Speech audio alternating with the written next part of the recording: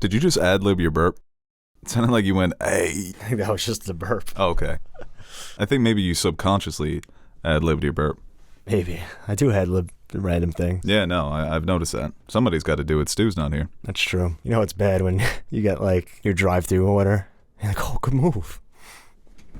Literally just handing me the food. That is a good move, though. No, that I always get a kick out of it when Nash Euro steps in public. It is funny. He's just drunk and Euro stepping motherfuckers on the side of the road.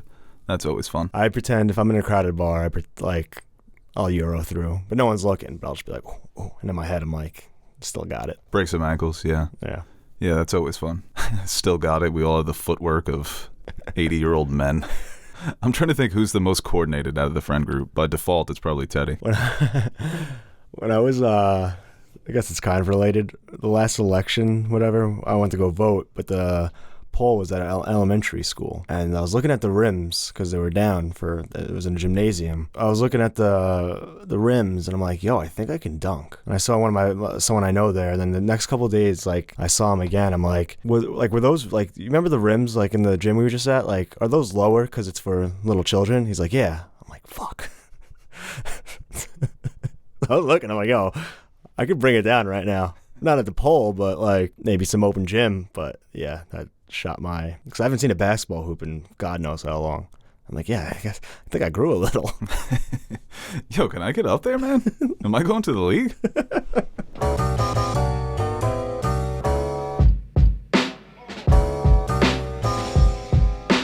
About to get an NIL contract. Hello, everybody, and welcome back to another episode of the Nerd Soup Podcast. I am Bo Oliver, joined here today with Aaron, the Nerd Soup Monkey, and we are back to talk about the world of Hollywood. We've got some news about a new film coming from one of the most celebrated filmmakers of the 21st century and the late 20th century. We've got DC news, of course. You know, it's still a shit show over there, even though they're cleaning up shop. And Gladiator 2. Look at that. Big teaser for a major story. Ridley Scott coming back in the director's chair to, I guess, continue that story. It's going to be fun to see how that plays out. And of course, you can listen to this podcast wherever you get your podcasts and here on YouTube. Follow us on social media at Nerd Soup, at Bo Soup, at Nerd Soup Monkey. Aaron, how you doing? I know you suffered a hockey injury over the weekend. Yeah, I did. My voice is better, though. Yesterday was a little more raspy, but yeah, I got cross-checked in the neck, in the throat, actually. And that's dangerous. It wasn't fun. Dude, my buddy has it on film because he had someone there that was recording it. He still hasn't put it in the group yet, but I want to see the footage. Yeah, I want to see that too. I don't even remember it really happening. I just remember going to the penalty box. I got a penalty somehow and be like, oh, my throat fucking hurts. Like, did he get me? And then you could see like a little mark here. I'm like, yeah, I guess he did. We won, though. Champions. 2-time champions now. So wow. Where does that put me in a GOAT conversation? I don't know. Well, Ovechkin's only got one. Crosby's got, I think he's got 2. Yeah, but once you get, like, that's what they say. Once you get your second, you're pretty much... Yeah, you're anybody could get 1. Top 5 at least. Yeah, right. But yeah, you know, just put my body on the line for the team. That's what I do. Yeah, that's good stuff. Your voice definitely does sound better. Mm-hmm. Yesterday it sounded a little rough, but I'm glad you got those, what do they call them? I was actually... Lozenges? Yeah, I've been sucking. And that night I was like scared to go to sleep. Like, what if it swells up and I just stop breathing? Yeah, yeah, maybe. Finished the game, no big deal. Yeah, pat yourself on the back a little more, man. Who was the MVP? Did they give that out? Probably our goalie. I had a terrible game. They moved you off goal?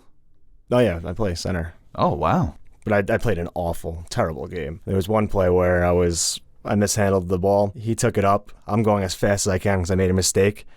And I just couldn't stop, and I just ran right over this guy. Took a penalty. And I thought I was going to lose us the game because they had a power play. But we ended up holding on. Okay, so you're very much Chris Bosh in Game 7. No points. Did you get it? Was there one good play, maybe? Crucial play? Crucial rebound? Played good defense, had a few block shots. Fair enough, yeah. There you go. You're Chris Bosh. Yeah, thanks. Some would say you're the Chris Bosh of Nerd Soup as well. I don't like that. Yeah, I was thinking, I'm like, oh, maybe. Well, Nash is Haslam, so. He's still around. Yeah, he is. It's a miracle. All right, let's get into the first story. Well, actually, you know what? Before we do that, we should mention the passing of Lance Reddick. Lance Reddick over the weekend, which was news that hit me. I was actually traveling, so when I saw that, it just took me out of my vacation for a little bit because I literally just rewatched The Wire. So it almost felt like not to make it about myself, but it felt like I Sounds said, like what you're doing. Yeah. Well, even now with the release of John Wick 4, it feels like a goodbye, especially because we're going to see John Wick tomorrow and just rewatched The Wire. So, so young, 60 years old, you imagine that he would have had a few more decades in his career, and especially with the role that he had in the John Wick franchise, he was just so fun. Such a charismatic presence in that world. Really the glue that was holding that world. Not holding it together, but he was it's such a ridiculous concept, but he grounded it with his performance, I believe. And like I said, his time in The Wire and throughout his career, he's had a couple of different roles that people have really enjoyed him in, so really sucks, man. So, rest in peace to Lance Reddick. One of our better veteran actors that we lost. Yeah, especially at 60. I mean, that's still young. You can see a guy like that for the next 15, 20 years, like getting probably not like maybe even a better opportunity to get some great roles and some good performances. Because he seemed like a guy who was always on the cusp, but never really like broke out in a huge way. I mean, obviously people who have been watching television and film throughout the years recognize him, but one of those guys who had like talent of a household name, but never quite was able to or be given that opportunity. Yeah, he's one of those guys that a lot of people will recognize because of The Wire or the John Wick franchise. But he even said after the first John Wick movie, these are roles that actors like myself usually don't get, where I could just have fun with it. I could put on an accent. Like he's got the famous bit when he's on the Eric Andre show, and that's become one of his most iconic clips because of how ridiculous and funny. And, with a show like the Eric Andre show, for him to be such a serious, acclaimed actor and then to go to that level and just have no problem with taking the piss out of himself is so incredible. And like I said, he's in The Wire, his character is just the rock of the show. He's so sturdy, so charismatic, some of the best line deliveries in that show. Yeah. So rest in peace to one of the better ones. Definitely. It always makes me I always enjoy like actors who do go on shows like Eric Andre or even to a lesser extent SNL, depending on what they're willing to do. Gives me a different appreciation for them. Like from the outside looking in, you think they take themselves too seriously. So I always love that. Right. Like a guy like, not really an actor, but Drake, I always appreciated how he's able to do not corny, but goofy stuff and not take himself too seriously at times. Right, yeah. That's why I always just liked him and just thought he was just a good guy in general. Right, in 20 years, there's definitely some stuff that might come out about Drake. Well, yeah. So we'll keep an eye on that. But Lance Reddick, it really sucks, man. And you know what? I'm going to enjoy his turn. Hopefully he's because in John Wick 3, I loved when he picked up a gun. It was him and John Wick, just we're just going to take out all these assassins together. So that was so much fun. Yeah, because he wasn't that's always fun. Remind me of, was it the first Kingsman movie? Or the second Kingsman? Yeah. When, what the fuck? Mark Strong. Yeah, when he finally was like, all right, I can handle myself too. Like a character who was on the outside, but now given a chance to shine. Right, yeah, just cool, calm, and collected. Yeah. Seems like he's a step ahead of everybody, and he could get down and dirty with the best of them. So, and I know Keanu Reeves, it definitely hurt him to have to suffer that loss so close to the premiere of what's looking like maybe the best movie of the franchise. So it's insane, man. How that franchise keeps going. Yeah, and they keep getting better. You can argue 1, 2, 3, which one you prefer, but the fact that they're all consistently good is just incredible. Just from we talked about it before, from that first trailer, nobody thought that this was going to be a movie that would get 3 sequels, be so critically and loved by audiences and critics, and now getting spinoffs and shit, and to the point where John Wick 4 is coming out is a big fucking deal. Yeah, definitely. It is amazing. I was just reading that the first John Wick was almost put on VOD, and now you look at the influence that it's had on pop culture, where John Wick has become so iconic, the John Wick suit, and just gun fu in general. So, and I think Keanu Reeves, right? It helped his resurgence. So if that movie goes to VOD, I don't think we're living in. What world are we living in? Yeah, probably a worse world, which is, I don't know. World we're living in now is pretty bad, but at the very least, we have John Wick. Does Atomic Blonde get made? Probably not. No. Or even movies. You can argue a movie like I was going to say Deadpool. John Wick 1 is before Deadpool, right? I think it opened the lane for Fox to say, okay, there's something similar here. Or even to an extent, the Chris Hemsworth Extraction movies, having stunt people direct action movies or be an integral part in how a lot of these action movies are made. Right. I think it honestly changed more than people would realize about the landscape of film and going into the future. Yeah, and I think it shifted Western filmmakers' perspective on how ridiculous you can make your movies. So you don't need to be so obsessed with realism. You want to make it a spectacle, and that's what John Wick is. Yeah, it's grounded to an extent, but at the end of the day, he's basically an anime character. So, yeah, the influence it's been very influential. So, and I'm really excited for John Wick 4, and hopefully Lance Reddick kills it in that movie. I think he will. Is that a popcorn movie? Oh, are you fucking kidding me? That's a 2 popcorn movie. That's a Stu finishing the popcorn before the movie starts, go back for a refill movie. It's so funny how, maybe we started it as a bit, but I take that shit super seriously now. I'll get the size of my popcorn depending on, how fun I'm going to have. Yeah, no, sometimes I just get the large popcorn because I haven't eaten anything all day. That's really how I go. That's a great move, too. I got popcorn for women talking, so I'm just shameless when it comes to that. I'll get a slushie for Schindler's List. Damn. That's actually one of the best Seinfeld bits, when his parents get upset because he was making out with his girlfriend during Schindler's List. That is incredible. You were making out during Schindler's List? It honestly is so good. It's funniest show of all time. Or at least top 3. All right, let's move on to the first story. We have Quentin Tarantino is preparing his final film. I don't know if this is a working title or if this is going to be the official title, but right now it's called The Movie Critic. And they're saying that it possibly could be based on the famous critic, influential critic, Pauline Kael, who was most prominent in the 70s and 80s. Not only was she an outstanding critic, but she also worked as a consultant for Paramount, and she was very friendly with directors and actors in the industry. She influenced not only a lot of critics, but a lot of filmmakers. Tarantino specifically, he's always talked about her writing and how that influenced his writing, because with Tarantino, his films have always had that sort of meta commentary, stylized like a novel. So I think that if this is his last film, it's fitting, because his movies have always had that element of being a celebration of the movies that he loved, and parts of his films are obvious homages to the movies that influenced him. So it does feel appropriate, and I think with his pen game, he's been one of the best writers in Hollywood since he debuted with, I guess, Natural Born Killers. I think that's his first official credit, or True Romance. This would be perfect. I don't think it's going to be his last movie, because at 60 years old, there's no way this man doesn't give us at least one more in the next 2 decades. I think he's really obsessed with that idea of 10 and done, because it's clean. As he said, drop the mic, put it up against anybody else's filmography.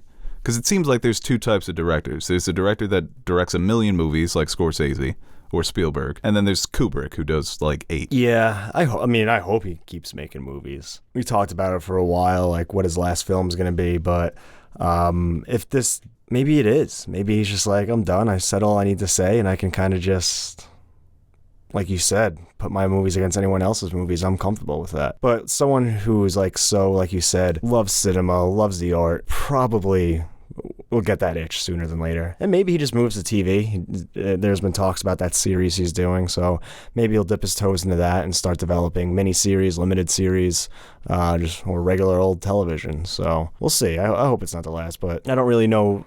Obviously there's not much on this movie, but I'm excited for it. I mean, every time Tarantino drops a movie, we always talk about, he's the star. He puts people in the theaters because they just know that he's going to come out with something good. And I do like this approach for his last movie. I'm sure he'll find a way to put his own little twist on it, where I don't think it's just going to be a 2.5-hour drama about a film critic in Hollywood. He might take things from, like you said, who inspired him to make this character, but I'm sure in some way he'll have his fingers and fingerprints all over it. Yeah, and Pauline Kael, if it is going to be based on her, I don't know, maybe it will be, a new character, an imagined character that's influenced by not only Pauline Kael, but other critics as well. But she was known to be, if you didn't necessarily agree with how she felt about a movie, you respected her as a writer because she was very clever. She had a lot of good insights into films. I can't say that I'm so familiar with her writing, but that's how I always sort of felt with Roger Ebert, where it was his personal experience without letting any, outside interference. It was just how I felt about the movie, not trying to overly dissect it, but give you my opinion in a beautifully written way. So, like I said, I think that would be perfect for somebody like Tarantino, who was very influenced by her writing style, but she was known to be a bit of a fighter as well, that she would have spats with editors and filmmakers, that she would disagree with what they were doing with their movies. They would come to her for advice and she'd tell them something they didn't necessarily want to hear, and they'd be like, oh, fuck you, and she'd be like, oh, fuck you too. So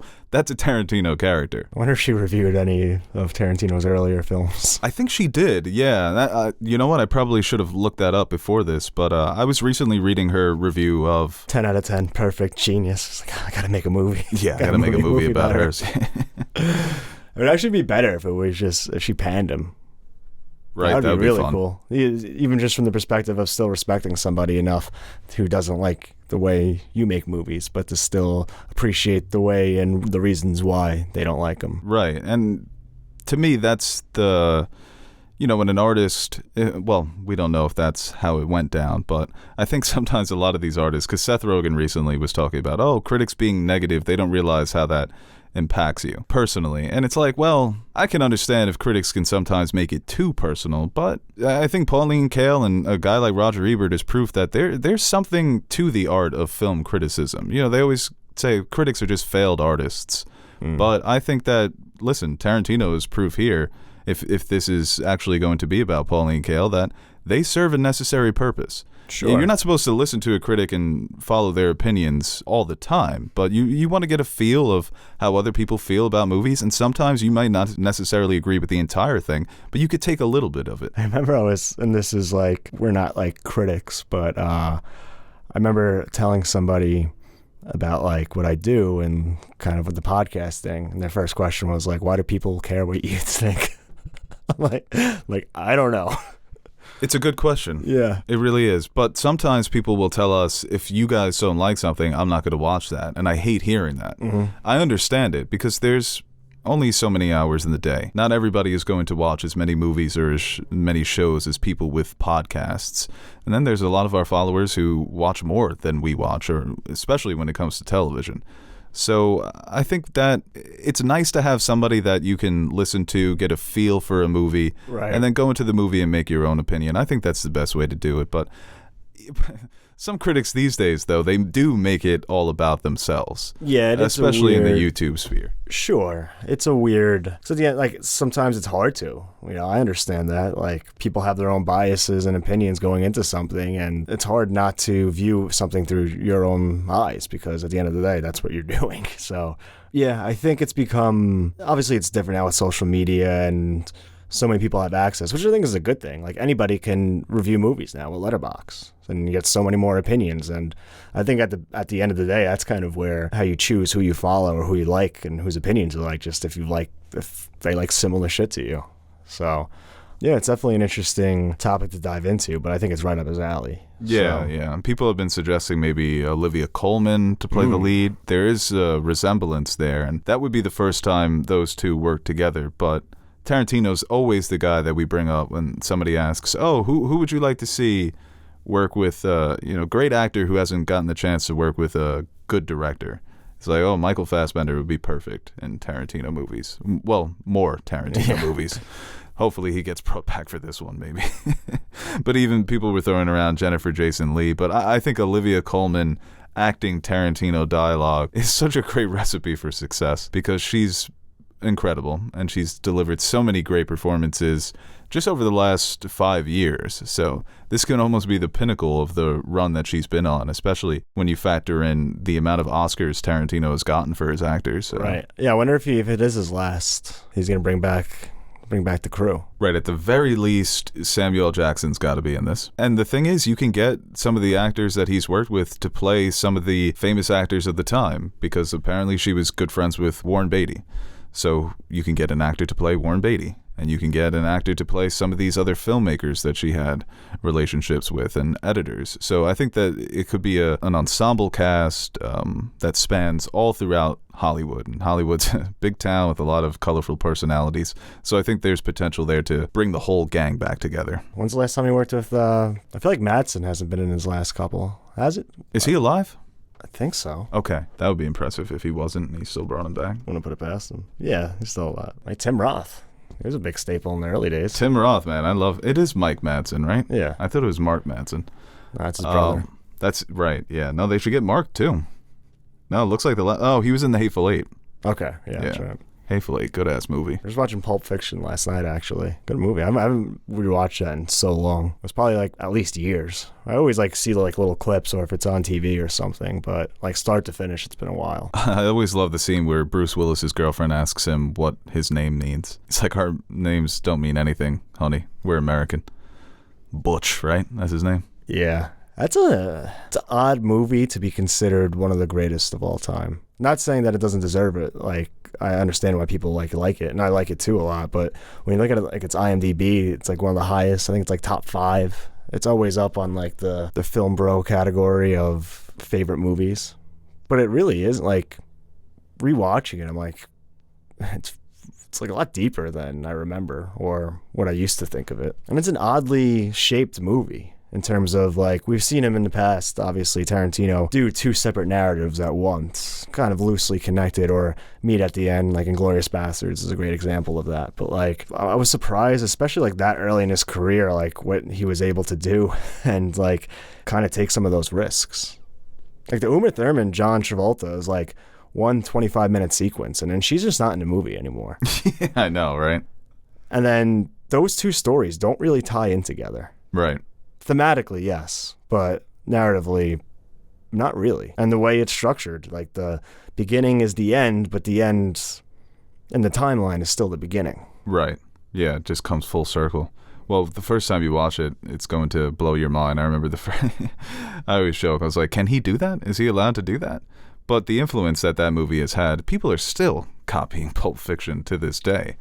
So he's like the Steph Curry of cinema in terms of the modern era. He revolutionized the game. There were so many copycats. And like I said, even a movie like Bullet Train, it's like, oh, God, 30 years later, people are still biting Tarantino?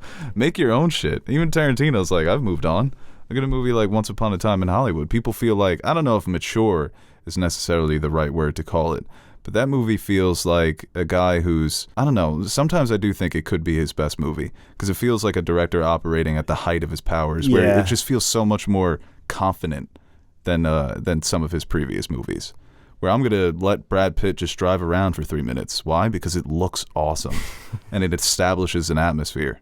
And I think that's similar to what you said about Uma and Travolta where it helps build that atmosphere, but with Brad Pitt driving around, no dialogue, just scenery, music. That's a filmmaker who's just, like I said, just confident in the attention that he is holding with the audience, where we're all on board for everything he's doing. So, yeah, I mean, this has a potential to be awesome. So we will see as we get more details, and it's something we'll continue to talk about.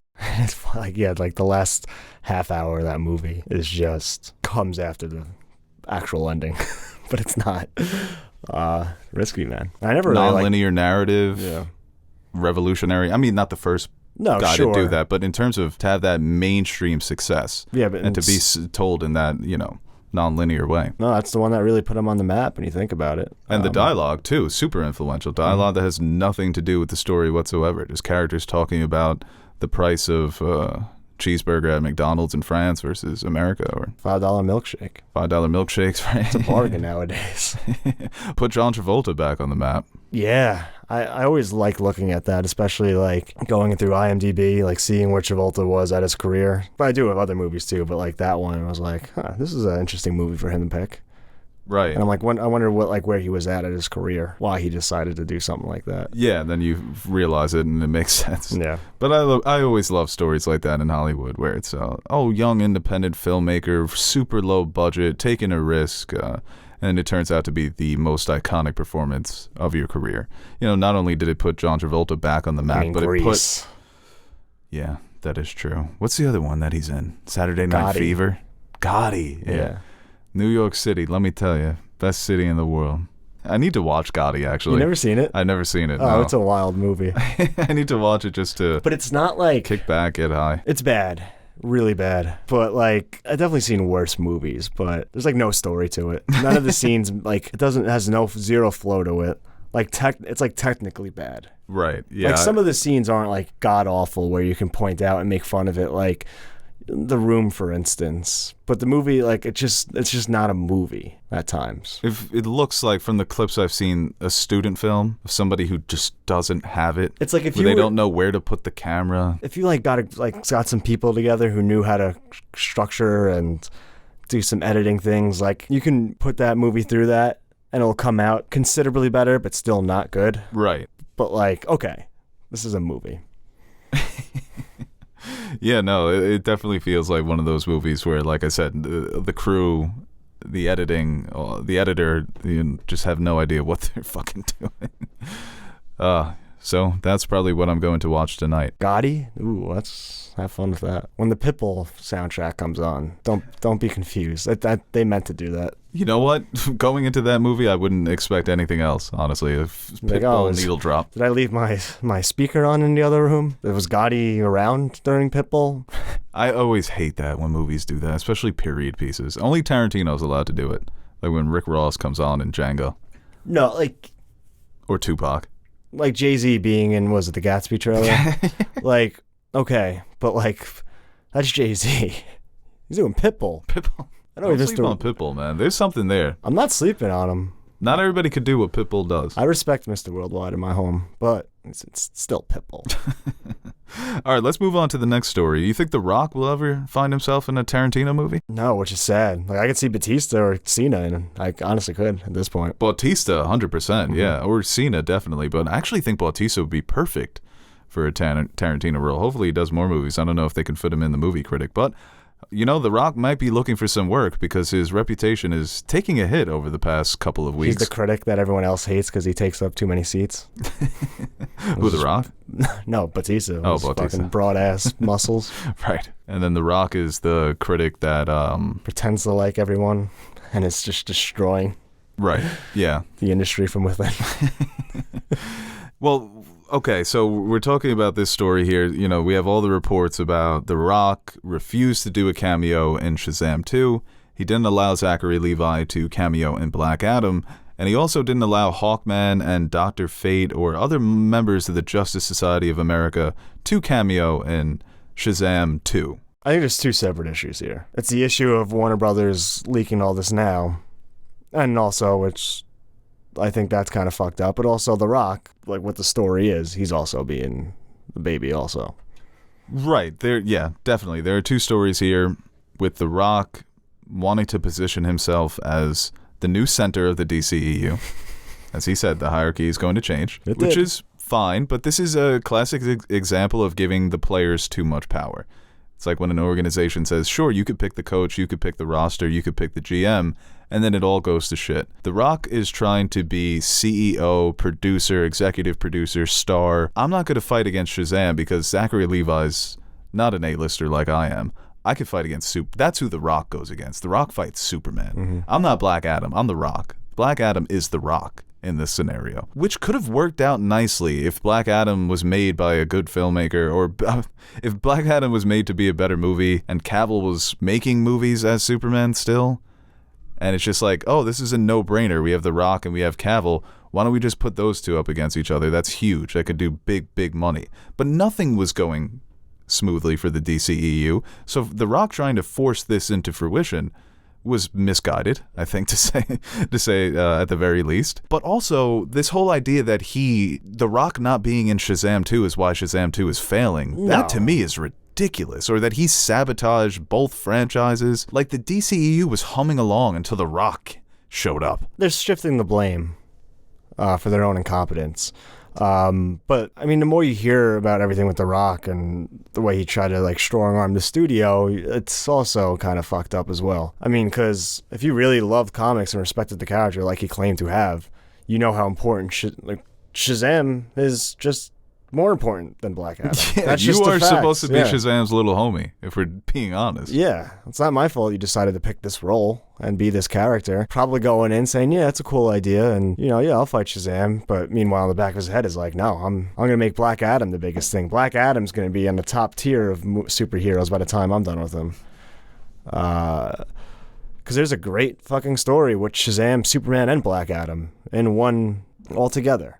Problem is, it's a Shazam movie, or it's a Shazam comic, or a Shazam story, wherever the first version of that came from. Yeah, that's what, with The Rock, it was just my way or the highway on too many different fronts. Why don't you just play Shazam? No, I want to be Black Adam. Okay, Black Adam's a villain. Nah, he's going to be an anti-hero. Okay, well, he's going to be an anti-hero that fights Shazam. No, he's going to fight Superman. And it's just one too many things, and the movie comes out, it's not good. It doesn't make its money back, no matter what he said. But also this other idea of people on film Twitter, once again, Twitter is not a reflection of reality, but seeing The Rock's carefully crafted reputation fall apart at the seams has been such a delight to watch. Go up to the average person on the street and say, hey, you know The Rock's reputation's falling apart? They're going to be like, come again? What? Did he do something? Did he, Yes. somebody... Is he canceled? Yeah, right. Did somebody cancel The Rock? Oh, no, he tanked Shazam too. Fury of the Gods. Yeah. Like any other... He wanted to fight Superman. And they'd probably be like, oh, that would have been badass. Yeah, like, I'd love to see that. Go see that movie. I would have lined that's on streaming. I could see that on HBO Max. So that whole idea of The Rock, I think that hopefully he takes the right lessons from this, because it's so frustrating with him, because as much as I like him, he refuses to let other people just take control. He refuses to play second fiddle, not even in the sense of being a supporting character, but work with good directors, work with good producers. You don't have to be the main guy for everything, dude. You don't have to be Dwayne Johnson. Just play your role. Everybody loves you for your charisma. They've loved you since WWE. You've been named sexiest man alive. You get the highest pay for all the films that you make. What more do you really need? All of it? It's just too much micromanaging from a guy that has so much going for him, and it's just let other people do their jobs, dude.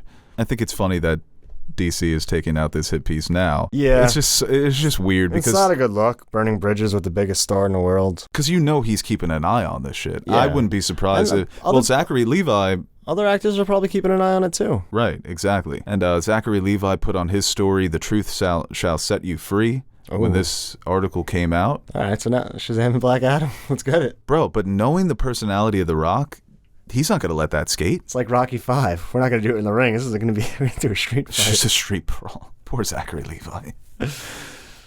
I wouldn't be surprised if he responded to that directly, because he doesn't let people throw mud against his name without responding. That motherfucker's still got that WWE cutting promos heel in him. So if he cuts a Zachary Levi promo, like you said, maybe James Gunn is like, oh, we're cooking with something here. Let's bring the gang back together. Well, that's the thing. Like, he doesn't like playing the villain, but he's such a good villain when I he know. wants to be. I know. When The Rock was a heel, he was the best fucking character in WWE. Yeah, he became the best wrestler of all time, just in terms of how popular he was, how beloved he was, and the attention that he brought to WWE. He needs to humble himself, man, and maybe this will be a moment where he takes a step back. Like, you go on his Instagram, and he's just always selling shit, the Zola and the XFL. It's like, oh my God, just make a good movie, bro. At least we have Bautista. Yeah, it is, especially when he does the XFL and tries to promote it. It just comes off so inauthentic. Yeah, Like, he'll post some, like, random linebacker from whatever team is in the XFL. Go check him out this Saturday. Through 2 games, he's already got 2.5 sacks and all these tackles, doing big things. It's like, you don't know who this guy is. If he walked past you on the street, you wouldn't stop. No, yeah, even NFL players, like if Jalen Hurts walked past me on the street, I'd just be like, I don't know who that is. The helmet makes it tough. I could recognize Jalen Hurts. Oh, okay.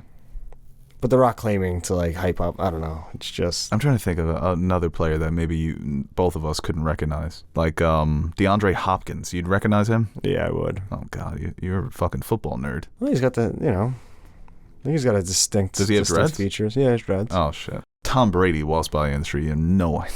Yeah. I mean, most quarterbacks, I feel like I would know what they look like. If Zach Ertz walked by me, I probably wouldn't know. That's a football player? Yeah. Okay. Well, with Shazam 2, it didn't make that much at the box office, so it looks like they're going to be losing money unfortunately. But no. End of a franchise, moving on. So we will see what happens. Aaron, you actually have a message for us about saving money, right? Well, saving more and spending less, one of your top goals for 2023? It is for me. Yeah, it is. Then why are you still paying insane amounts of money every month for your phone bill? I don't know. You don't know, do you? No. Can you fill me in? Well, switching to Mint Mobile is the easiest way to save this year. Okay? You getting this? Yeah. Trying to save you from being broke. As the first company to sell premium wireless service online only, Mint Mobile lets you order from home and save a ton, with phone plans starting at just $15 a month. Cool. How much are you paying right now? Oh, God, I don't even want to say that on the podcast. I need to make that switch real quick. Shit's about to get minty. Yeah.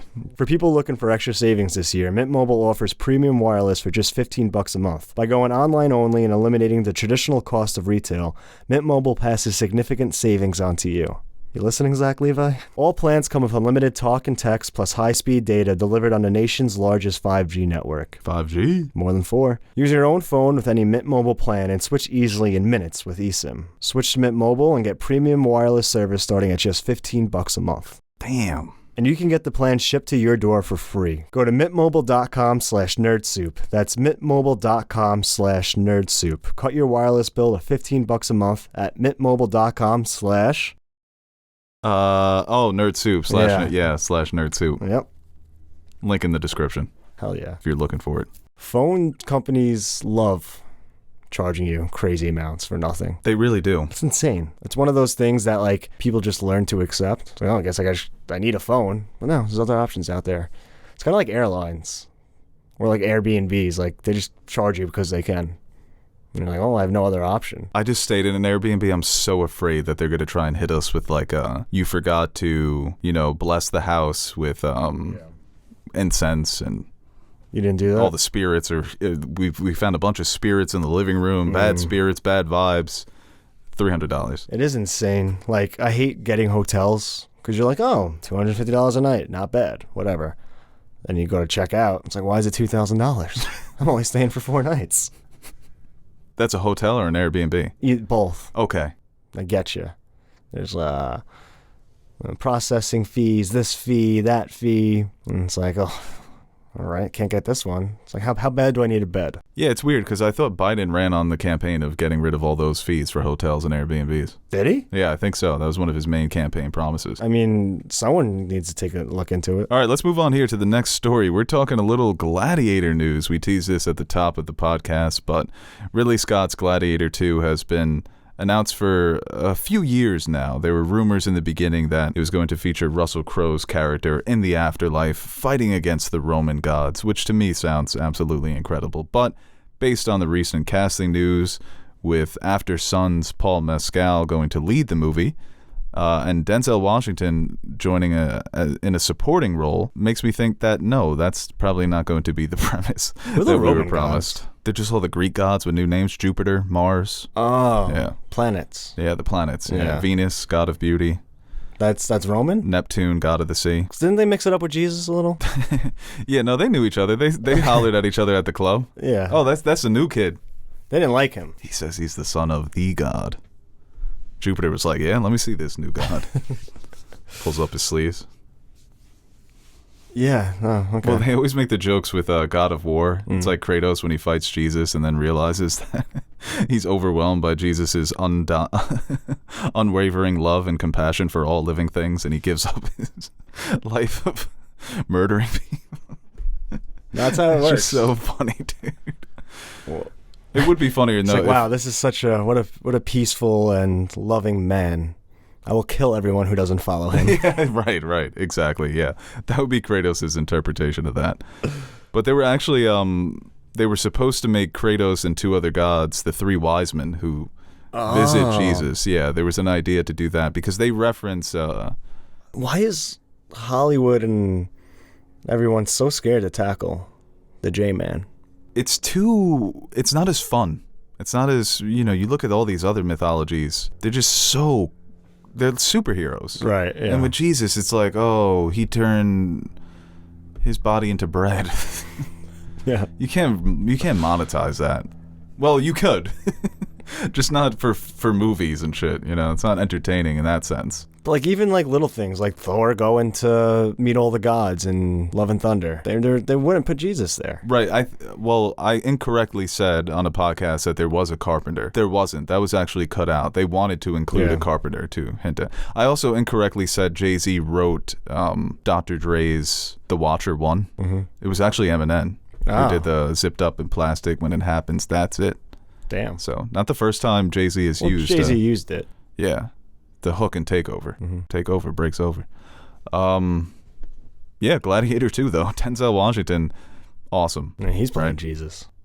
I'm not sure about the timelines here, but he shows up. The Romans, they're like, that guy, he's trouble. He's spreading rumors that there's only one God, there's not a bunch of gods. What the fuck? He's trying to gaslight you all. That's the other thing. Like, Jesus is annoying. Because it's creeping on what I believe, that I'm more agnostic. The Romans. He's like, well, maybe there's only one, you know? Yeah. It's annoying. The 8 gods. Not a shot in hell. No. Not a shot in Hades. And then they're like, doesn't Moses kind of have superpowers? I'll consolidate. No, 1 but 2. Moses, I mean, he got his power through God. Got the assist. He's basically Shazam. Yeah, pretty much. Moses! That's his call? Yeah, he just yells out Moses. And Moses! Gets all that power, separates the sea. You know what's a great movie? The Prince of Egypt, the cartoon? Oh, for some reason I was just thinking of like the Gods Rugrats, of Egypt? The Gods of Egypt. Oh, when Tommy Pickles parts the sea, right? Yeah.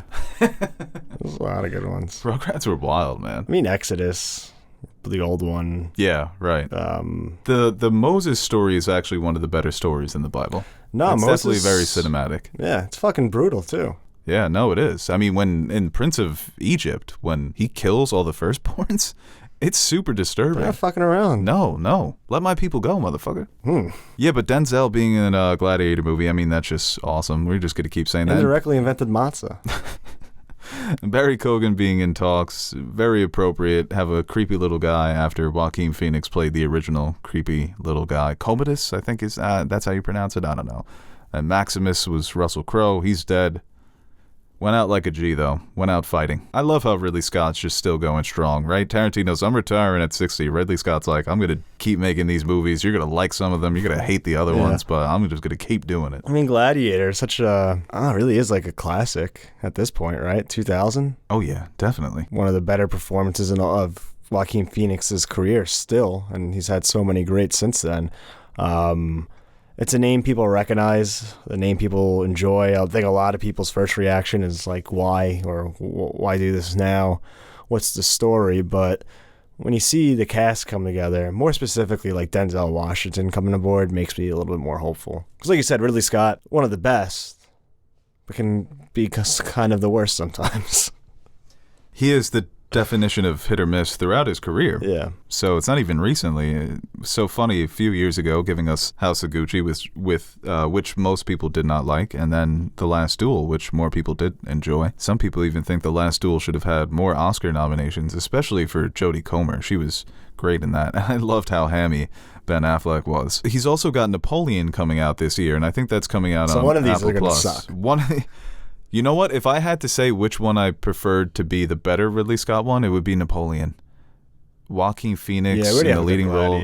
Right, yeah. We've got the good Gladiator movie. Speaking of weird little guys, Napoleon. The weirdest little guy. They just kept banishing him, and he's like, nope, here I am again. He's like, no, you know what? I think I'm still going to try and take over the world. Yeah. Like, no, Napoleon, you can't do that. Got close. I mean, two-front war. Yeah, that's... always gets you. Yeah. This motherfucker Hitler thought he was Napoleon. He thought he was better than Napoleon. Get a fucking grip, guy. I always wondered, like, if you take all, like, the world leaders, the conquerors, and put them in a room, who would come out standing? Because I don't think Napoleon could fight. I don't think Hitler was throwing hands. Yeah, who could sort of talk his way out of that room, though? That's the thing, right? Maybe Napoleon could... It'd have to be an old school. Like Alexander the Great, I feel like he was slicing and dicing. He was on those battlefields, man, leading charges. At least as they Great tell strategist. us. Yeah, that's. But see, Alexander the Great was also a great orator. So there's that famous speech when he was charging east. He wanted to take it all the way into India. I think that's where, and his men were like, no, we're not doing that. We're going to desert. And he gave him a speech, and he's like, haven't I given you everything, motherfuckers? That's, I'm paraphrasing. No, I think that's... And then he managed to keep his men with him. And then they just all went home, actually. They didn't continue on. Oh, well, good speech, though. No, it was supposed to be the greatest speech ever, but yeah. Maybe Obama. Speech-wise? Just put him in that room. He's a smooth talker, man. Yeah, but I feel like... Don't sleep on Barry. Oh, come on, man. But, like, yeah, I feel like it's a weird, like, what, Napoleon, Hitler, and Obama? Like... Napoleon, Hitler, and Obama walk into a bar. Yeah. You're telling me that's not a dream blunt rotation? No. That's a nightmare one. Yeah. All right, let's move on to something that is not a nightmare. We also have another legendary filmmaker planning his next movie, planning his next 2 movies. So this is Paul Thomas Anderson. Like an Alex Jones fucking thing. I saw Obama with Hitler and Napoleon in a bar. I feel like I told you Obama was Hitler's whole time. He's right there with them in the room. Who's that little guy? A little Frenchman. What's he up to? It is funny that Napoleon's just a Frenchman. He doesn't feel French. Seems almost above it. Yeah. I can't imagine Napoleon being depressed and smoking cigarettes. All right, yeah, Paul Thomas Anderson's next movie. So, as I said, he's planning 2 movies. So one of them is rumored to be a movie about veterans in their 50s. There aren't any further details about what this project could be. There's more details about the second mysterious project that has Leonardo DiCaprio attached to it, as well as Joaquin Phoenix and recently Regina Hall. And a lot of people were excited about the possibility of Regina Hall acting in a Paul Thomas Anderson movie. That's one of those actors that you don't think, oh, who should be in this next PTA film? Regina Hall. She's very talented in her comedic performances, and she's had some good dramatic performances as of late. Mm-hmm. So the premise to that movie, there's a bit more details. So a lot of people think it's going to be based on Thomas Pynchon's novel Vineland, which is set in the 80s, and it's about a man and a daughter. It's about a father-daughter relationship, and there's a female character who trains the daughter in martial arts. And what's interesting about this female character is that she was the daughter of a military man, and then she was also trained in martial arts from a Japanese master. Wow. So maybe that's Regina Hall's character, training Leonardo DiCaprio's daughter in martial arts. And then it also involves the GOP of the time. So Reagan's GOP. There's a political angle to it. So we talked, I think, on the last podcast. That makes sense to trickling down the martial arts skills. Yeah, there you go. Yeah. Put it perfectly. We talked about that his next movie was going to focus on Marjorie Taylor Greene, so maybe it's, once again, nothing's concrete here, but maybe he'll update Vineland to the modern day where it's Trump's GOP instead of Reagan's GOP, and there's a Marjorie Taylor Greene stand-in. I think that could be really funny. Yeah, just a wild name to face, like, I would never in a million years, like, oh, I'm gonna, maybe like down the line, but like right now, I mean, like, see, yeah, let's do a character based off right, of it's that so woman. Contemporary. It would just be weird. Maybe they will go back in time and base it in the 80s, but nothing's concrete here. He's been a big fan of Thomas Pynchon's novels, obviously adapted Inherent Vice, which sometimes I believe that is his best movie. Vineland is I haven't read any of Thomas Pynchon's books, but it's a book that he's talked about a lot in the past. So I think that could be interesting. I mean, PTA is one of my favorites, so I'm down for whatever he does. I was really excited about the possibility of Denzel starring in a 1940s jazz movie, because that was the rumor for a long time for PTA. You had comments from Denzel saying that PTA is at the top of his list of directors he'd love to work with. Denzel seems to be in the phase of his career of, I've had such mainstream success, The Equalizer and American Gangster, I've won Oscars. Let me show these motherfuckers that I can act. Because sometimes people sleep on some of these actors, like a Denzel or a Tom Cruise. Yeah. They always play themselves. It's like, no, these guys are actors. They can act. Just did Macbeth. Yeah, and he was awesome in it. So he was so good in it that Ridley Scott was like, well, I already casted these 2 young Irish blokes. Let me get an old Irishman to join the crew. Scottishman, but well, close enough. Yeah. We'll just call them British. They like that. The Irish and the Scots love when people just call them British. Yeah, why did they never just decide all the join together. Yeah, I know. They should unify, you would think, right? Some kind of kingdom. Well, I mean, PTA is obviously one of the directors. Like, do you think he's like commercially popular? Because he seems to be like film Twitter's favorite director. No, or he's even not. like in the He Got Game. No, White Man Can't Jump remake. Okay. Jack Harlow says a line about him being his favorite director is PTA. Like for film fan, like he's film Twitter's favorite director, but like I don't know if most people even know who PTA is. You know what PTA they know his feels movies, like? But yeah, to an extent. But like There Will Be Blood is probably his Boogie Nights, right? But you ask a lot of film buffs that maybe aren't cinephiles. I think the difference is people who really like American movies. Mm-hmm. There Will Be Blood is always on the top of people's lists. I don't know if they know that that's Paul Thomas Anderson, but no, I think a lot of his movies come out and they go underappreciated, not only by the public, but by the Academy, right? I mean, he's never won an Oscar, I'm pretty sure. He has been nominated a few times, but, movies like Phantom Thread or movies like Licorice Pizza or The Master. You don't like Licorice Pizza? Oh, yeah, you didn't like Licorice Pizza, huh? No. I love everything else he's done. Okay. But even like The Master. Yeah. Philip Seymour Hoffman didn't win an Oscar for The Master. That's fucking crazy. Yeah, it seems like great actors just either he attracts them or vice versa, but like it just seems like it's hard to say that PTA gets the most out of Daniel Day-Lewis because like obviously he's just a great actor in general, but maybe. No, I think there's an element of they work so well together where Daniel Day-Lewis feels, I'm such an incredible actor, I need someone on my level. And with the characters that he's crafted for him, I mean, Daniel Plainview and... Cult leader. What's the guy's name in Phantom Thread? Oh, there. Oh. Alcock or something like that? Oh, you're talking Daniel Day. Daniel Day, yeah. I feel like it's on the tip of my It is for me, too. tongue. I can, like, say it, but I can't. Once you say it, I'm going to be like, Reynolds Woodcock, I think it is. I would have never gotten Reynolds, but Woodcock I do remember. I think it is Woodcock. Or something like that. It's cut off there at the end, so I don't know entirely. Reynolds. Yeah, Woodcock. That's a British ass name. Yeah, it is a British ass name. That guy needs to come out of retirement, man. Reynolds? No, Ryan Reynolds he's fine, but yeah, I think with PTA he's got a lot of Lynch in him. Where when Lynch was pumping out his best movies, they were nominated, but he never won. I think a lot of people in the industry loved Lynch. They would love to work with Lynch, and I think it's the same thing with PTA. Where you ask a lot of these actors, who's your favorite director? Oh, it's PTA. I'd love to work with him. So, like you said, he's respected by cinephiles. He's respected within the industry, but sometimes his movies just don't hit the mainstream like a Tarantino.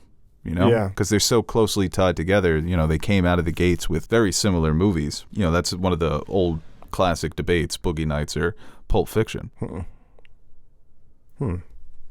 It's tough. It's a good debate. Yeah, very similar in style. Boogie Nights is 94? I think so. No, isn't it after? I think it might be 96. I used to go out to parties.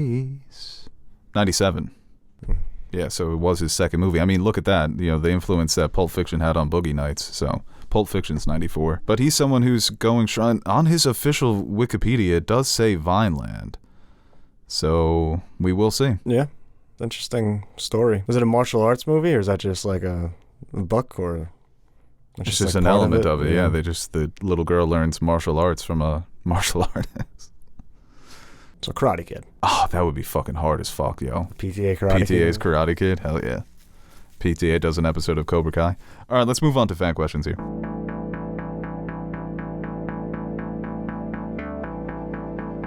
That's for the fan to decide. Yay! People, you call up to the show, you better be ready. That's what you're supposed to do. Sitting there arguing and you're trying to spell your name and all of this other stuff.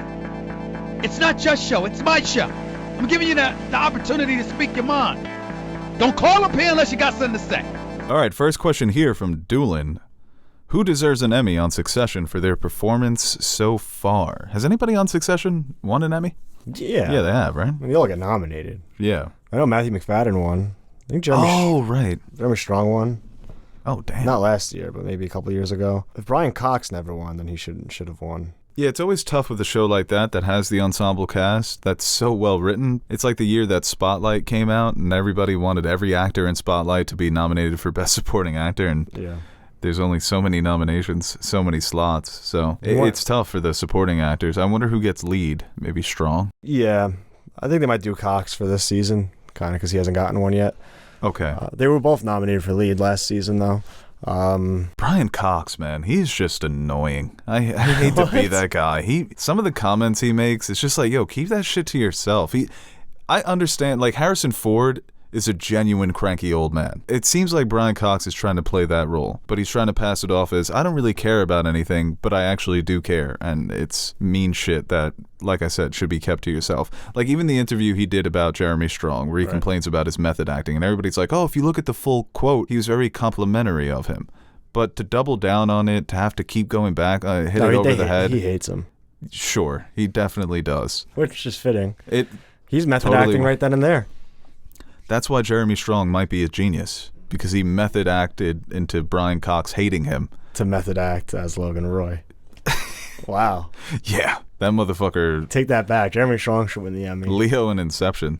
Jeremy Strong is just one of my, and that's the thing. I feel like stop picking on Jeremy Strong because he's my sweet baby boy. Because he's such a fun weirdo. His interviews are so funny. He's just so in love with the life of being an actor. So it was like when Brian Cox was like, there's a lot of pain at the heart of Jeremy. And he was like, I think there's a lot of pain at the heart of Kendall, but I'm fine. I think that he just really, he loves the character of Kendall, and he gets a bit obsessive with his roles, and that possibly could be annoying. And even Sarah Snook has said, yeah, it is annoying, but it's going to be hard. Like Brian Cox, whatever his next project is, yeah. But it's going to be hard to see Jeremy Strong. Like, even when I see him now, since Succession, it's hard to remove that Kendall to him. Well, you know why, though? I disagree with you, because in Armageddon time, you didn't see Kendall whatsoever. But I didn't see Kendall in he's in The Gentleman, right? Isn't he the bad guy? Is he in The Gentleman? He's in Chicago 7. Chicago 7. He was in, Serenity. Nice. It's like he's not playing the same character, but like every time I see that man talk now, I expect it to be like, yeah, so, yeah. Yeah, in Armageddon time, he was a typical 1980s New York dad. It was so funny, dude. I wonder who's going to have the best post-career. I mean, Brian Cox already established. Yeah, I think it's going to be Jeremy Strong. Yeah. Because I think he'll do a good job of picking. Matthew McFadden, for like, to a certain extent, is already established. Right. Yeah, no, I think he's got a lot of potential, too. I think those are the two biggest ones. Maybe Sarah Snook, but it's always tough. She was in that Pickle movie. She was in the Pickle movie, right? Not a huge role. Kieran Culkin feels like this is going to be the pinnacle. I hate to say it. Yeah.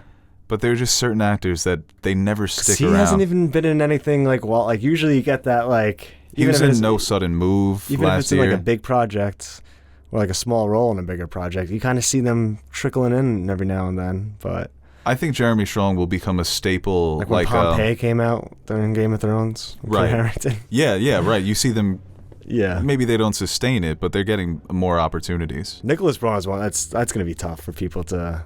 Oh, he's not the goofy idiot. No, that motherfucker's going to be begging for season 5, season 6, get the gang back together type of thing. Yeah, I mean, they all deserve Emmys at the end of the day. So no, one of the better ensembles ever. Like, honestly. Because even like the secondary characters, all great, all make an impact. Yeah, Frank, I mean, is really one of my favorite characters. Just the way he's always trying to betray Logan, but Logan respects him so much that he keeps him around. He's like, you played, you lost, get back to work. And Frank's always just like, yep, you got it, boss. Whatever you say. This question here from Troy Phelps, 30. How hyped are you for the Mario movie? Is this the beginning of a Super Smash Brothers universe? That last trailer got me so hyped, dude. When he was skirting on the Rainbow Road, he was moving, dude. And then he wiped his nose. Everybody was saying he did the YSL. Yeah. When he caught a body. That shit was fresh. That shit was so fresh, dude. I am so excited for that movie, man. Talk about nostalgia. The Nintendo universe, those characters, they do hold a special place in my heart, man. Yeah. It just brings me back to being a kid. And I think to flesh them out a bit, to give them these quirky personalities, to incorporate the different games that we all grew up loving and playing, I think that this has a potential to be a modern day classic for kids and for the adults that grew up on it. And I'm over the whole Chris Pratt thing. I moved on. I think he's perfect for it. I moved on to being angry that he's voicing Garfield. Just sent out a tweet, like breaking Chris Pratt will now be voicing Nerd Suit Monkey from now on. That could have been funny. Yeah. I think he's a little wahoos. They're okay. They do it for me. Yeah. They're serviceable. Once those early reviews start coming in, I know some people blow it like, oh, it has 100% Rotten Tomatoes with 4 reviews. But like that first day when it's like 92% with like 72 in, I'm going to be like, that would be a good day. That's a day one. I think that's a movie we can get Teddy to see day one. I imagine he's the most hype out of all of us. Pre-game, play some cart. Yeah, pre-game card, get fucked up like we used to do. I remember when Nash would lose, he'd be like, oh, it's because I'm drunk. Or did he play better drunk? I can never remember with him. That motherfucker's always pulling out the excuses. I cannot fucking stand people that go, oh, I'm better when I'm drunk. No, you're not. You're not better at anything when you're drunk, maybe except for being more social. I was just going to say, spit anything game. That requires any type of hand-eye coordination or reaction, the proven substance that diminishes that by incredible amounts does not make you better. Well, nah, dude, come see 4 beers, see me on the pong table. It's over. That's because everyone else got drunk. Actually, that's actually true. Beer pong, it does help. It doesn't. No, I'm going to go to the grave and thinking that it does. This question here from Allison Sidgers. Do you think Barbie has potential to make a serious box office run, like $1 billion? I can see it like, I don't see that. I could see like I feel like 300, mid 300s for Barbie would be considered a pretty good success. We get so caught up in like what Avengers and Avatar are going to do. Like respectable numbers for non-big franchise movies are like over in that range. Oh, sure. I don't think the budget's going to be anything crazy, or it shouldn't be. Yeah, you imagine a lot of the budget, well, these days it's definitely going to be over 50. I imagine it will be in the 50-100 range. Yeah. Because it seems like not that they're pulling out all the stops, but there's going to be multiple locations. You've got star power at the top of your billing, so those guys got to get paid. But dude, I'm not here to say that it's going to make $1 billion, but if the timing is right, if the marketing is strong, if it's PG where you can have older people and families come out to see it, the marketing might actually make or break it in a sense. Right. Because if it is marketed towards kids, then right off the bat, you're looking at maybe a couple $100 million just on that fact alone. And plus film fans, people familiar with Greta Gerwig, things like that, positive reviews, because I'm confident in saying that it's going to be a pretty well-received movie with her at the helm. There's no way it's rated PG-13, right? That's a tough thing to do. Light PG-13? That's so tough because of Barbie. Or maybe they just think Barbie's enough to draw in families and kids, the name alone. Yeah, I think it has a solid floor, but it could have a high ceiling. Yeah, good way to put it. All right, I'm going to go on record. Barbie makes $1 billion. And if it doesn't? I'll sing Girls Just Want to Have Fun on the podcast. Excuse me. Literally already losing my breath. Why not like I'm a Barbie girl? Something else to do. Okay, yeah. I'll take Oppenheimer. Over $1 billion? There is no to beat Barbie. Oh, God, no. Yeah. Barbie's going to wipe the floor with them. Yeah, that's going to be... You don't think Oppenheimer's going to outgross Barbie? No, I'm taking Barbie. Yeah, I'm going to ride with Barbs. I got to find some stakes here. This could be fun. Yeah, we'll think of the stakes, but... If you win, I'll eat a Barbie. If I win, you get Oppenheimered. So even if I lose, I win. Yeah. You're going to eat a Barbie? What does that even mean? What was I going to do with it? I don't know. It's a little toy. No, you dye your hair pink, and I'll... Barbie's a blonde. Everyone knows that. You dye your hair blonde, and I'll get a tattoo of a nuclear mushroom. That actually could be hard as fuck, yo. Yeah. Like on my palm. Pink hair, I'd fucking rock the shit out of that, too. Yeah, now you're thinking the pink might be a little better. You know? We both lose, but we both win. I'll take that deal. Yeah, it's a good bet. You're going to get a tattoo. You don't have any tattoos. I don't have any, not yatted. So you would get your first tattoo. Yeah. And it would be the Oppenheimer cloud. It would be the Oppenheimer cloud. All right. I think we're good. It's here. Save it, folks. Yeah, I'm about to move to Cartagena before those movies come out. That was a good fucking back crack. No, yeah, that was impressive, actually. I kind of want to crack my neck now. This question here from George Sutcliffe. Last of Us Part 1 or Red Dead Redemption 2? Red Dead, best story of all time, according to George. Did you ever finish Red Dead 2? No, I haven't. You know what? We'll answer this quick. It's so hard to compare them because Last of Us 1 is just not as epic. The bigger cast than Red Dead 2, more settings, more things to do. So it's tough to compare them. I'm going to take The Last of Us 1, even though a lot of people don't think it's held up in terms of its gameplay since it came out. But I've also heard the remastered edition just plays so much more smoothly. Yeah. But Red Dead 2... I mean, it's taking nothing from Red Dead 2. An incredible experience when that first came out. Just unbelievable. So, both incredible games. Okay, we'll take a few more here. From Patriot, who takes over in Succession Season 4, or does Logan win again and stay on top? I would love him to win. You know what? I think the show is trending in that direction. He's been such a bastard these first 3 seasons. You expect him eventually, his luck is going to run out. Well, did you read the manga? No, actually, you know what? I was considering it, but I think I'm just going to wait for the show to come out. But actually, you know what? They're splitting Season 4 into 3 parts. Oh, so, yeah. So maybe I will read the manga. Yeah. Like I said, it's like I don't see the children all coming together and taking down their father and winning and being happy. That'll be funny if that does happen. Like last episode, they finally take him down. They're the heads. And now the last scene is them arguing about who's in control now. Yeah, it just ends indefinitely of them arguing about who's actually the one in control. We will see. I think there's a lot of fun ways that they can go. The showrunner recently said that you see it in real life. People do bad things. Sometimes they face consequences. Sometimes they don't. I can apply to literally everybody in the show, though. Right. Yeah, no, you can, because they all have skeletons in their closets, and I think for some people, those skeletons will stay there. And for others, they'll come out and start dancing. Skeleton wrist. Well, Halloween special. Right. That would be fun. This question here from T. Papa. What is the single greatest action movie you have seen? Well, with John Wick coming out, dude, I think John Wick 2. John Wick 3 is my favorite, but in terms of the action, well, I guess 3 is actually, no.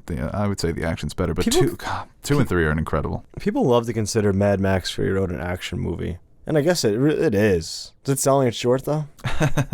No, I don't think it is selling it short, because that is actually... I would consider that to be the ultimate action movie, in that it's just all action. It is. It just starts and doesn't let up, and then it ends. And I think that, when it came out, people were saying, oh, the movie has no plot. It's just going in one direction and then coming back. It's like, who the fuck cares? Yeah. It looks awesome. That's the experience that movies can bring to you. That's the difference between television and movies. You could never do that in television. It's about the practical mixed with the CGI, and it's about the chase. It's about the visuals. It's about how those things make you feel. It doesn't always have to be plot twists and dialogue and narrative and people screaming at each other. No, it's just motherfuckers in cars chasing each other. Yeah. That's cool. I mean, historically, I feel like T2 gets that nod a lot of times when people talk about action movies. Yeah, dude. When that motherfucker's on the motorcycle flipping the shotgun. Someone made that point on Twitter. I forgot who it was. It's like Arnold Schwarzenegger was reluctant to be a villain, but then embraced it and ended up making one of the best action movies of all time, most iconic franchises of all time, and compare that to The Rock. Yeah, no, The Rock would never do that. Yeah. Same thing with Stallone. I mean, eventually, he. But dude, The Rock's getting up there in age. It's where's your Rambo? Where's your Terminator? Where's your Predator? You're this huge hulking monster. Why aren't you ripping off people's heads? And eating them. Fine. In terms of greatest action movies of all time, I always put The Raid up there, man. You guys got to watch The Raid, yo. The Raid. The fight sequences in that movie will blow your fucking mind, dude. Unbelievable. The Raid 2 is not as good. The action's just as good. But the story is way too ridiculous in The Raid 2. The Raid 1 is literally just a raid of a building that is housing a drug lord, and they go floor, floor, floor, floor, floor to get to the top. It's literally Super Mario, where Donkey Kong's at the top throwing barrels. And it's just these elite unit of cops kicking the fucking shit out of people. It's amazing. Unbelievable. Damn, we got a lot of good questions here. All right, last one here from Dom O'Connor. Modern actor you want to see star in a classic movie. Example, Adam Driver in There Will Be Blood. I don't think he pulls that off. I don't think there's a living actor who could pull it off as well as Daniel Day-Lewis did. You know what? I don't think, maybe Bryan Cranston. That's actually a good one. Yeah, you like that, right? Because of the intensity like that he that. brings to a character like Walter White. But I think that Daniel Day, for that role specifically, the height, the physicality of just his presence really, really helps that character. You know, just the brutalness, the ambition, the energy that he brings to that performance. I don't know if any living actor could replicate that. But, you know, a guy like Don Draper, John Hamm, put him in every classic film noir from the 40s, 50s, and 60s. Yeah, he fits Perfectly. like a glove. And it's a shame that Hollywood hasn't found a better way to utilize him. But Well, I was watching Psycho a couple weeks ago, and the lead guy, like Norman Bates, like I think he had a strong resemblance to like Andrew Garfield. So if you want to talk about a specific actor to a specific role, I think he would that would be like a perfect fit if they ever like would remake it or, you know, do an adaptation modern day, which they shouldn't, but they've already bastardized that IP numerous times already. How many Psychos did they make?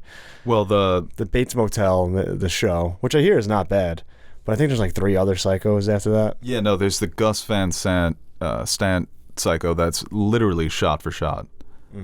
It's a shot for shot remake. So, but I feel like, yeah, I mean, the resemblance. It's so funny on Letterboxd, all the reviews were thirsting over Norman Bates.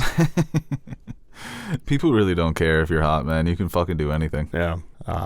So that'd be interesting, but I don't know about like anybody. Oh, I think that anyone up and coming. I'm trying to think. Well, I always imagine Oscar Isaac. I think he would have been perfect as Michael Corleone if The Godfather was made today. I like to imagine that. I would hate that if they did it, but who would be good for those roles? And I think he would be a perfect Michael Corleone. A lot of people said when A Most Violent Year came out that it was very reminiscent of that type of performance. But it's funny because the way actors look and actresses look, it's changed. Tony Montana. Yeah, I think so.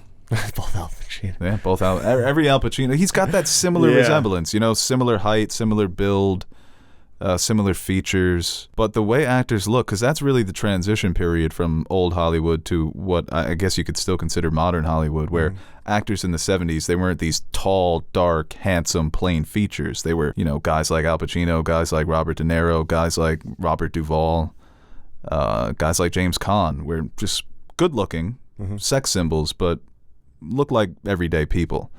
You know, like Adam Driver, if you put him back in the 30s or 40s, everybody's going to be like, who's this circus freak? That's the villain. Yeah, right, yeah. He's Nosferatu. Yeah, it would be funny imagining like the Chalamets and Tom Hollands as the big leads in the 40s movies or 50s movies. Yeah, I'm trying to think of, you know what would be fun if Tom Holland did like silent movies? I feel like because he's got the physicality for it. He's such a good natural athlete. So I think that would be fun to watch him in like some of those iconic Buster Keaton roles or Charlie Chaplin roles. Well, I think a lot of like, even the opposite, like thinking of old-timey actors where they would fit in today in Hollywood. Right. Like John Wayne, does that work anymore? Ideology, I mean, obviously not. He would not fit in. Well, for some people, he would not fit into modern Hollywood. No, he would be starring in Daily Wire movies. Yeah, but no, I think he's very much of the time. And the phenomenon of John Wayne, when you read about how big he was our biggest export in terms of stars. He was the international American icon. And I think he benefited from Westerns being so prominent at the time. Now it's, you know, superhero movies, but it's the character that's more important than the actor. John Wayne was the character, you know, he was Iron Man, right, just appearing in different types of Westerns. Now it's Robert Downey Jr. for a time was the biggest star in the world, but he's not an Iron Man anymore, so nobody gives a fuck. We've seen like kind of like Margot Robbie in her past couple movies playing like an old-timey Hollywood actress and fitting right into those roles. Who was in Mank? Amanda Seyfried. Yeah, I always, when I see Alison Pill, I always think she's got the perfect face for a black and white Bergman movie. Yeah. Where I could just see her, you know, directors just falling absolutely head over heels for that face. Because I think she's a beautiful woman, but I think that there's some people that just black and white works for them more than others. Anne Hathaway, I think she's one that sort of has that old-timey film star look. Even a guy like Taron Egerton, I feel like he's got one of those faces that fits old cinema, classic cinema. I could see him as like a silent film star. But it's funny, like a guy like Benedict Cumberbatch, That's the perfect example of Yeah. who the modern film star is. It's exotic features, sharp features, you know. You can't really tell if they're beautiful or ugly. We love that these days. Yeah, they're always popping up. Yeah. Actually, you know what? I think that, you said that you wanted more Daniel Plainview in Power of the Dog Right. from Benedict Cumberbatch. Maybe if, they had swapped, I think he could have not surpassed Daniel Day, but could have been an interesting option to play that sort of character. Because I think with, maybe that's a writing thing for you more than performance. Yeah, I mean, he's just it's one of those rare performances that edge on campiness, but it's not. Because it Plainview, is right? a little over Yeah. the top, but it's like, it fits just so well in what's going on. It's like, it's very unique, and I don't think many people can reach those heights. That's why he's one of the best ever, Or even his performance, like I couldn't imagine anyone else as the Butcher in Gangs of New York. Oh, I thought you were going to say Benny the Butcher. I mean, that's obvious. I think Daniel Day-Lewis could pull that off, actually. Griselda biopic, Daniel Day-Lewis is Benny the Butcher. No, yeah, that's another good performance. It's tough. Performance like Phantom Thread. I don't think there's many actors can pull it off as well as he did there either. So opposite, but so great. Because he's such a little bitch in that movie, but still so charming. He's such a whiny, little, pretentious asshole, but he's so funny and delightful to watch. What do you think draws people to weird little freaks? He's not little, but like he's just a weird little. He's still a weird little guy. Not little in the sense of physicality. Yeah. It's like mentally, not mentally, but metaphorically. Yeah. Small baby, like Homelander, my small little baby. Yeah. Everyone just loves little weirdos. No, we do. Yeah, there's something you just want to take care of them. It's like Babu Frick. Put them on your shoulder. Feed them a little cracker. Rub their tummy. By the way, I'm getting very close to squishing Baby Yoda. Oh, in my mind. All right, well, let's leave it there. Let's just end this podcast before we get death threats. Thank you guys for listening to this episode of the NerdTube Podcast. Thank you for following along and liking and subscribing and sharing our videos. Hopefully you're doing that. And for Aaron the NerdTube Monkey, I am Bo Oliver signing off. We will see you guys next week. Let's go. Wow, that was probably our best review yet. Hey guys, Aaron the Nerd Suit Monkey here with a brief shameless plug before we end the video. Do you ever feel like you don't have an adequate amount of nerd soup in your life? Like you're going to bed hungry and yearning for the nonsensical yet entertaining nutrients our podcasts provide? Well, we've come up with the perfect solution. The Nerd Soup Fan Question Podcast, exclusively available to our Patreon supporters. You can sign up now by visiting patreon.com/nerdsoup, and for the price of only $1 per month, you'll receive exclusive access to our weekly podcast where we answer your questions that don't make it to the main show. And while you're there, you can check out the other rewards we offer to our patrons, like stickers, mugs, t-shirts, behind-the-scenes footage, and appearing in the credits at the end of our videos. And that's exactly what we're going to do right now. Roll the names of the nerds who make Nerd Soup possible. The reason why the crypto crash didn't send our lives spiraling down a black hole of no return. Alright, I'll stop talking so you can listen to this jazzy-ass music while checking if Bo spelt your name wrong in the credits.